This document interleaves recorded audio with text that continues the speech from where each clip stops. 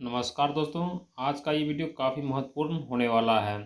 CEA के बारे में, चिल्ड्रन एजुकेशन अलाउंस और हॉस्टल सब्सिडी के बारे में। तो किस प्रकार से ये दोनों आपको मिलेंगे, इस चीज़ की सारी जानकारी इस वीडियो में मिलने वाला है।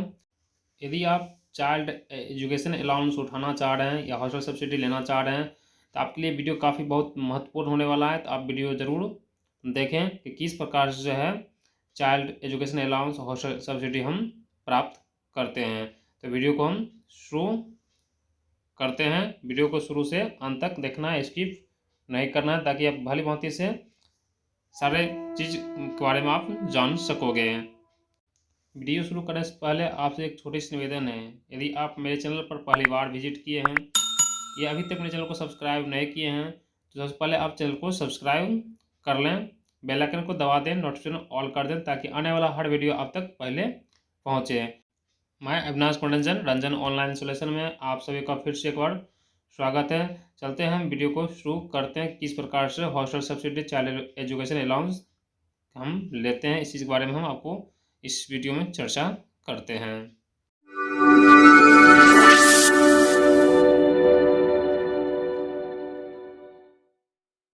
7th CPC लागू होने के बाद चिल्ड्रन एजुकेशन अलाउंस और हॉस्टल सब्सिडी के क्लेम्स के आपस जारी किए गए हैं। इसके लिए DOPT ने 17 जुलाई 2018 को एक OM इशू किया। इस OM में कौन कौन से पेमेंट है उसके देखते हैं। इसमें जो पहला पॉइंट है इफ़ेक्ट, किस डेट से इफ़ेक्ट होगा। दूसरा पॉइंट है एलिजिबिलिटी ऑफ चिल्ड्रन। तीसरा पॉइंट है अमाउंट ऑफ रीइंबर्समेंट। चौथा है class allowance and type of school. और पांचवा में है एज लिमिट ऑफ चाइल्ड। और आगे नेक्स्ट है सपोर्टिंग डॉक्यूमेंट ऑफ CEA रिमेजमेंट। और आगे है supporting document for hostel subsidy. Hostel subsidy के लिए क्या क्या लगेगा, मेन फ्यूचर एंड कंडीशन इसका क्या है मुख्य रूप से, if a government servant die while in service.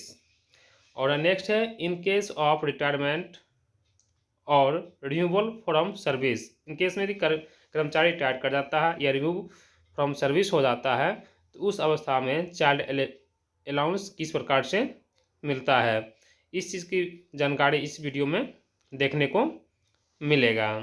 तो हर पॉइंट को विस्तार से जानने की कोशिश करेंगे। वीडियो को शुरू करने से पहले आप मेरे चैनल पर पहली बार आए हैं तो चैनल को सब्सक्राइब करें, बेल आइकन को दबाकर नोटिफिकेशन को ऑल कर दें और वीडियो को लाइक भी करें। तो आप यहाँ देख रहे हैं, सबसे पहले देखते हैं कि डेट ऑफ इफेक्ट को इस पॉइंट में दिया गया है कि इस OM को इफेक्ट में 1 जुलाई 2017 से लागू होगा। दूसरे पॉइंट में दिया हुआ है कि point of eligibility of children, इसके बारे में दिया गया है। सबसे बड़े तो बच्चों की जीवित है तो उनके लिए चिल्ड्रन अलाउंस और हॉस्टल सब्सिडी के लिए क्लेम किया जा सकता है। इसी के साथ इफेक्ट्स भी दिया हुआ है कि अगर सब सेकेंड बर्थ टाइम पर भी ट्यून या मल्टीपल बर्थ होते हैं तो उस सभी बच्चे को भी चिल्ड्रन अलाउंस और हॉस्टल सब्सिडी की क्लेम को दिया जाएगा यदि वे सब सेकेंड बर्थ के टाइप पर होते हैं। यदि 2 बच्चों के बाद कर्मचारी या आश्रितों के सेटिलाइजेशन ऑप्शन कराते हैं तो एक बच्चे के बर्थ हो जाता है, तो उस स्थिति में भी बच्चे के एजुकेशन अलाउंस और सब्सिडी के लिए क्लेम किया जा सकता है। ये पहला सेटिलाइज होने के फेल होने पर ही अलाउ है। तो चिल्ड्रंस एजुकेशन अलाउंस CEA और हॉस्टल अलाउंस जो होगा उसी का लिमिट देखते हैं कि चिल्ड्रन एजुकेशन अलाउंस CEA के रिमेंट की क्या लिमिट है। इसके पहला पॉइंट में दिया है कि चिल्ड्रन एजुकेशन अलाउंस रिमेस्टमेंट में एक फिक्स अमाउंट है, यानी कि सरकारी कर्मचारी ने बच्चे के ट्यूशन फीस के ऊपर या दूसरे आइटम के ऊपर क्या खर्च किए हैं उस पर डिपेंड नहीं करेगा। एक फिक्स अमाउंट कर्मचारी को दिया जाएगा। इसमें जो लिमिट दिया गया है 2250 रुपया पर महीना, यानी कर्मचारी ने खर्च चाहे जितना भी किया हो, चाहे बच्चे की सरकारी स्कूल में ही पढ़ा रहा हो, उसके लिए जो अमाउंट दिया गया है 2250 रुपये per month child fix amount है।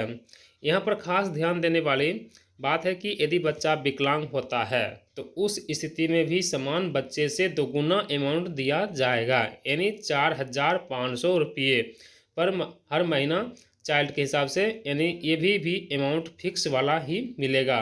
हॉस्टल सब्सिडी के लिए जो लिमिट दी गई है इसमें एक सीलिंग दी गई है। हॉस्टल सब्सिडी अधिकतम 6750 रुपये पर महीना पर बच्चा पर दिया जाएगा। इसके दूसरे पॉइंट में दिया गया है कि एक्सपेंडेड कर्मचारी हैं तो बच्चे की बोर्डिंग और लोडिंग के लिए वे इक्वल अमाउंट 6750 रुपये की जो सीलिंग है, इन दोनों अमाउंट को जो कम होगा उसका क्लेम किया जाएगा। खास बात यह है कि children education rate hostel subsidy के रेट के हैं, वे ऑटोमेटिकली 25% से इंक्रीज हो जाएगी। इस समय जब DA 50% से अधिक हो जाएगी तो नेक्स्ट पॉइंट में दिया हुआ है किस किस टाइप के क्लास और स्कूल अलाउड है। चिल्ड्रन एजुकेशन अलाउंस के लिए इसके पहले पॉइंट में दिया गया है कि चिल्ड्रन एजुकेशन अलाउंस और हॉस्टल सब्सिडी रिलीवेंट हैं, वे बच्चे की नर्सरी क्लास से 12th क्लास तक के लिए अलाउड किया जाएगा। इसके दूसरे पॉइंट में दिया गया है कि यदि बच्चा क्रॉस बॉर्डर्स या डिस्टेंस से पढ़ रहा हो उसे भी चिल्ड्रन एजुकेशन अलाउंस दिया जाएगा। इसके तीसरे पॉइंट में दिया गया है कि नर्सरी, प्राइमरी, मिडिल लेवल के स्कूल हैं और किसी भी से CBSE बोर्ड से एफिलिएटेड नहीं हैं लेकिन गवर्नमेंट के रजिस्टर्ड हैं तो उसे भी चिल्ड्रन एजुकेशन अलाउंस दिया जाएगा।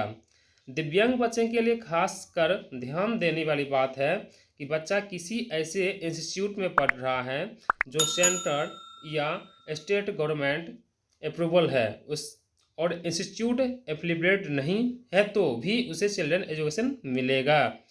नेक्स्ट पॉइंट में देखते हैं कि उसे चाइल्ड की जो उम्र है किस प्रकार से दी गई है। इसके पहले पॉइंट में दिया गया है कि दिव्यांग बच्चे के लिए उम्र सीमा 22 वर्ष है, यानी बच्चा जब तक 22 साल का नहीं हो जाता नर्सरी से 12वीं क्लास तक की चिल्ड्रन एजुकेशन अलाउंस दिया जाएगा। दूसरे पॉइंट में अलग बच्चे के लिए उम्र दिया गया है जो कि 20 वर्ष लिमिट है या पासिंग 12वीं क्लास तक है। इन दोनों में से जो पहले पूरा करता है, यानी बच्चे 20 साल के पूरा करता है तो 12वीं क्लास को पास कर लेता है, यानी इन दोनों में से जो पहले पूरा करता है उस समय तक बच्चे के एजुकेशन अलाउंस के लिए दिया जाएगा। और तीसरे पॉइंट में दिया गया है कि मिनिमम उम्र की रिजर्व नहीं किया गया है, किसी भी समय क्लेम किया जा सकता है। नेक्स्ट पॉइंट में दिया गया है चिल्ड्रन एजुकेशन अलाउंस के कौन सा सपोर्टिंग डॉक्यूमेंट की सबमिट करने होंगे गवर्नमेंट कर्मचारी को। पहले पॉइंट में दिया गया है कि बच्चा किसी भी इंस्टीट्यूट में पढ़ रहा है या उसके head of school, head of institute के ओर से एक सर्टिफिकेट इशू करना होगा जिससे साफ साफ लिखा रहेगा कि बच्चा इस स्कूल में पिछले साल भी यहाँ पर अध्ययन किया है, तो ये सर्टिफिकेट काम करेगा। बच्चों में चिल्ड्रन अलाउंस के लिए यदि इस प्रकार की सर्टिफिकेट कर्मचारी को नहीं मिल पाता है तो अल्टरनेट इस प्रकार से हैं। बच्चे की रिपोर्ट कार्ड पिछले साल का, उस रिपोर्ट कार्ड के फोटोकॉपी को स्वयं हस्ताक्षर कर अपने क्लेम के साथ जमा कर सकता है।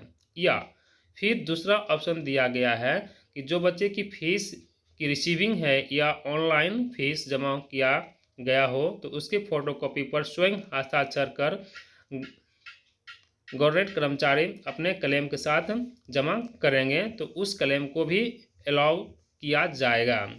लेकिन इसमें क्लियरेंस मेंस होना चाहिए कि फीस के जो रिसिप्ट हैं इंटायर एकेडमिक ईयर की फीस के डिपॉजिट करने के इंडिकेट कर रही हो, यानी कि पूरे साल के लिए जो भी फीस जमा की गई है उनकी ऑफलाइन रिसीविंग ऑनलाइन रिसीव पूरे साल की होनी चाहिए। उनकी सेल्फ अटेस्टेड कॉपी को क्लेम के साथ जमा कर सकते हैं। यानी कि कुल मिलाकर हमारे पास तीनों डॉक्यूमेंट हैं जो क्लेम के लिए सबमिट कर सकते हैं। इन तीनों में किसी भी डॉक्यूमेंट को चिल्ड्रन एजुकेशन अलाउंस के क्लेम के साथ किया जाएगा।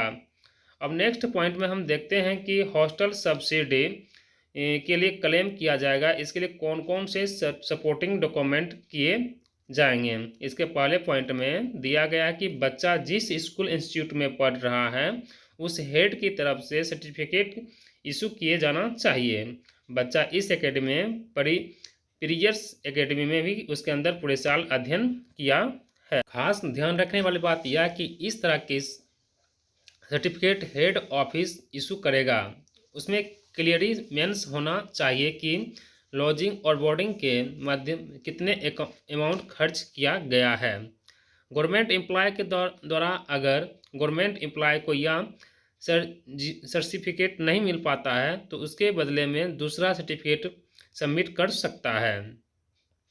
हॉस्टल सब्सिडी के क्लेम के लिए वो self attested report copy, original receipt का फोटोकॉपी रिपोर्ट कार्ड का दे सकते हैं। चिल्ड्रन एजुकेशन अलाउंस के में कि रिपोर्ट कार्ड को फोटोकॉपी को सबमिट करें या फिर सीपट की फोटोकॉपी को भी सबमिट करें। लेकिन हॉस्टल सब्सिडी के केस में इन दोनों को एक साथ सबमिट किया जाना जरूरी है।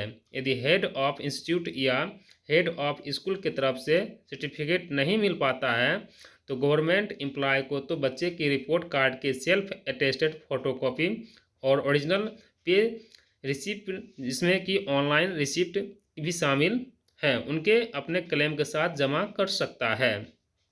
लेकिन यहाँ पर खास ध्यान रखने वाली बात है, जो भी रिसिप्ट हैं वे ऑफलाइन रिसिप्ट हैं या ऑनलाइन रिसिप्ट हैं, इसमें बोर्डिंग की लॉडिंग के लिए जो भी खर्च हुआ उनका क्लियर मेंशन होना जरूरी है।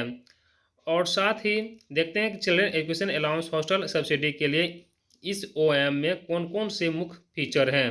इसमें पहला पॉइंट में दिया कि हॉस्टल सब्सिडी और चिल्ड्रन एजुकेशन के अलाउंस के दोनों एक साथ क्लेम किया जा सकता है। यानी एक ही बच्चे के लिए एक ही एकेडमी के लिए एजुकेशन अलाउंस क्लेम किया जा सकता है, उसी एकेडमी के लिए हॉस्टल अलाउंस के लिए भी क्लेम किया जा सकता है। इन दोनों को एक साथ कनेक्टिव क्लेम किया जा सकता है। दूसरा पॉइंट में दिया गया है कि पति पत्नी दोनों गवर्नमेंट सर्वेंट हैं तो उन दोनों में से कोई एक ही चिल्ड्रन एजुकेशन अलाउंस और सब्सिडी अलाउंस को अवेल कर सकता है।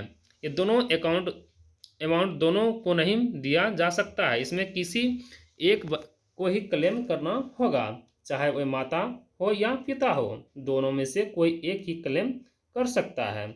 नेक्स्ट पॉइंट में दिया गया कि चिल्ड्रन एजुकेशन अलाउंस और हॉस्टल सब्सिडी का क्लेम पूरे साल में एक बार ही किया जाएगा। पिछले फाइनेंशियल की में किया जाएगा जो कि कंप्लीट हो चुका है। एग्जाम्पल के लिए मान लेते हैं कि 2021-22 का अभी मार्च में समाप्त होगा, उसके लिए चिल्ड्रन एजुकेशन अलाउंस और हॉस्टल सब्सिडी का अलाउंस क्लेम नेक्स्ट ईयर 2022-23 में क्लेम किया जाएगा और एक बार में पूरे ईयर का क्लेम किया जाएगा और उसी को रिम्बर्स किया जाएगा। नेक्स्ट पॉइंट में हॉस्टल सब्सिडी का क्लेम ये केवल उसी कंडीशन में अलाउ किया जाएगा जब ये रेजिडेंशियल इंस्टीट्यूट जिसमें बच्चा पढ़ रहा है वो गवर्नमेंट में जो है 50 किलोमीटर की दूरी पर हो। नेक्स्ट पॉइंट में दिया गया है जो कि चिल्ड्रन एजुकेशन अलाउंस के हॉस्टल सब्सिडी हैं, इसके बच्चे के परफॉर्मेंस के साथ कोई लिंक नहीं है। बच्चा अगर किसी क्लास में फेल हो जाता है, उस क्लास को पास नहीं कर पाता है तो बच्चे के लिए children education allowance hostel subsidy का क्लेम को रोका नहीं जाएगा, कंटिन्यू बना रहेगा जब तक बच्चा 12वीं क्लास पास नहीं कर ले या 20 साल की उम्र पार नहीं कर लें। और दिव्यांग बच्चों के लिए संबंध में 22 साल की उम्र को पार नहीं कर लें। यहाँ सबसे ध्यान देने रखने वाली बात है कि पॉइंट में बच्चे की एक स्कूल से निकाल कर दूसरे स्कूल में एडमिट किया जाता है। सेम क्लास में बच्चा पिछले स्कूल में एक क्लास को पास कर चुका है, उसी क्लास में दूसरे स्कूल को एडमिट किया जाता है, चाहे वे सेम सेशन में हो या नेक्स्ट सेशन में हो, तो उस केस में चिल्ड्रन एजुकेशन अलाउंस को क्लेम को अलाउ नहीं किया जाएगा। एक क्लास के लिए एक ही बार चिल्ड्रन एजुकेशन अलाउंस के लिए क्लेम किया जाएगा। अगर बच्चा उस क्लास को पास कर लेता है, यदि इसे रिपीट कराते हैं किसी दूसरे स्कूल में जाकर, तब उसे केस में चिल्ड्रन एजुकेशन अलाउंस को अलाउ नहीं किया जाएगा। नेक्स्ट पॉइंट में दिया गया कि नेपाल, भूटान के सिटीजन्स हैं, गवर्नमेंट ऑफ इंडिया के कर्मचारी हैं, तो उनको भी चिल्ड्रन एजुकेशन अलाउंस क्लेम को अलाउ किया जाएगा, चाहे उनके बच्चे अपने नेटिव प्लेस नेपाल या भूटान में ही किसी जगह में पढ़ रहे हैं और कर्मचारी भारत सरकार के कर्मचारी हैं, तो उसे भी चिल्ड्रन एजुकेशन अलाउंस मिलेगा। इसके नेक्स्ट पॉइंट में दिया गया है कि अगर गवर्नमेंट सर्वेंट को सस्पेंशन में रखा गया या किसी प्रकार का लीव का अवेल कर रहा हो, चाहे वह एक्स्ट्रा ऑर्डिनरी लीव हो या किसी प्रकार की लीव हो, तो इन दोनों केस में भी childrens education allowance, hostel subsidy allowance का क्लेम उसके अलाउ किया जाएगा। इसके नेक्स्ट पॉइंट में दिया गया है कि डाइजेस्ट नॉन पीरियड के लिए गवर्नमेंट सर्वेंट एलिजिबल नहीं होगा चिल्ड्रन एजुकेशन अलाउंस और हॉस्टल सब्सिडी के लिए। नेक्स्ट पॉइंट में बड़ा इम्पॉर्टेंट है, इसमें दिया गया है कि यदि किसी गवर्नमेंट सर्विस के ड्यूरेशन में मृत्यु हो जाती है, तो उस केस में children education allowance, hostel subsidy के जो क्लेम हैं अलाउ किया जाएगा, उसको रोका नहीं जाएगा। इसके लिए जो कंडीशन दिया गया है वो इस प्रकार से है कि वाइफ और हस्बैंड किसी प्रकार के गवर्नमेंट एम्प्लॉयड नहीं होना चाहिए, चाहे वह सेंट्रल गवर्नमेंट, स्टेट गवर्नमेंट में हो या एटोनॉमस बॉडी या PSU, सेमी गवर्नमेंट ऑर्गेनाइजेशन या म्यूनिसिपैलिटी में होती हो, कोर्ट, ट्रस्ट, अथॉरिटी या ऐसी पार्टली या फुल्ली सेंट्रल गवर्नमेंट या स्टेट गवर्नमेंट दे रही हो, उसके अंदर वाइफ या हस्बैंड हैं, DGG गवर्नमेंट हैं, सर्वेंट नहीं हैं, तो children allowance, hostel subsidy allowance के क्लेम कर सकते हैं, उसके अलावा अलाउ किया जाएगा। इसके दूसरे पॉइंट में दिया गया है कि चिल्ड्रन एजुकेशन अलाउंस के हॉस्टल सब्सिडी के बच्चे के लिए तब तक अलाउ किए जाएंगे जब तक कि एम्प्लॉय अगर जीवित अवस्था में हैं। एक्चुअली इस अमाउंट का क्लेम करता है वे सिचुएशन तक चिल्ड्रन एजुकेशन अलाउंस और हॉस्टल सब्सिडी अलाउंस को क्लेम किया जाएगा और उसी ऑफिस के द्वारा क्लेम किया जाएगा। यहाँ पर गवर्नमेंट सर्वेंट हैं, अपने डेथ से पहले दोनों देना होगा। इसके लास्ट पॉइंट में दिया गया है कि अगर गवर्नमेंट एम्प्लॉय के रिटायरमेंट हो जाते हैं या सर्विस से रिमूवल हो जाता है, तो उस केस में children education allowance, hostel subsidy के क्लेम है तो केवल उसी एकेडमिक ईयर के अंत होने तक अगले एकेडमिक के अलाउ नहीं किया जाएगा। इस प्रकार से आपने सारे कुछ हॉस्टल या CE के बारे में जान सके हैं।